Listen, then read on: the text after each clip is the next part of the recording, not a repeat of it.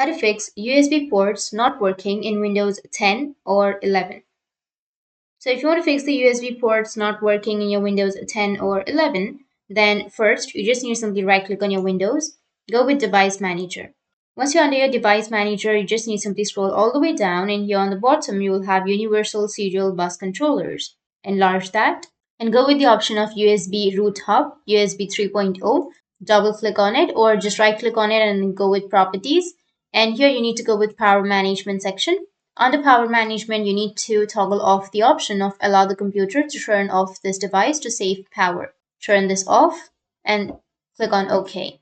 And if this doesn't work, then you just need simply again go with the Universal Serial Bus Controllers, and here on you need to go with the first option, which is 3.1.